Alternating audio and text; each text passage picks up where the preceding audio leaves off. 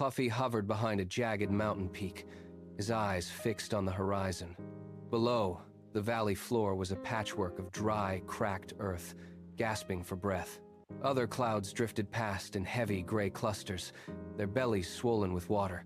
They rumbled with thunderous pride, releasing steady streams that turned dust into thick mud. But Puffy stayed back.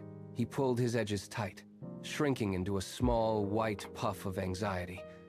He stared at his reflection in a high-altitude ice pool. If I let go, the village might flood, he thought. He tucked his misty edges inward, refusing to release a single drop of his burden. Days passed like slow fire. The sun grew white-hot, beating down until the village turned into a landscape of brittle yellow grass. The stream that once roared with life was now nothing more than a dry, rocky path. In the center of the village, a young girl knelt by a withered flower bed. Her hands were stained with the dust of a dying garden. She pressed her palms into the parched soil, looked toward the burning sun, and whispered a plea that carried through the heat. "Please," she breathed, "just one little rain cloud." Puffy heard the tremor in her voice, and something inside him shifted. He drifted lower, his misty body shaking with a mix of fear and compassion.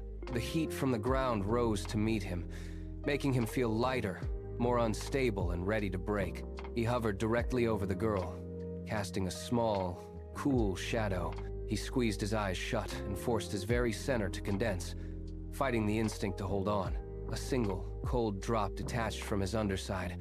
It fell through the shimmering heat, landing softly on the girl's forehead. She looked up, her eyes widening in disbelief. Puffy pushed harder, letting go of the fear that had kept him small. He released a steady, gentle mist. The dust on the ground turned dark and rich. The girl held out her hands, her face lighting up as she caught the precious droplets. Soon, the entire village was blanketed in a soft, rhythmic patter of life. The girl danced between the rows of wilting crops, her laughter joining the sound of the rain. Birds emerged from the shade to splash in the new puddles, and farmers stepped out of their homes, tilting their heads back to catch the cool spray.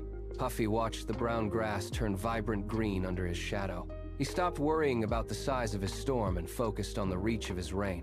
He expanded his spirit, covering the entire valley in a life-giving gray veil. From that day on, Puffy no longer hid behind the peaks.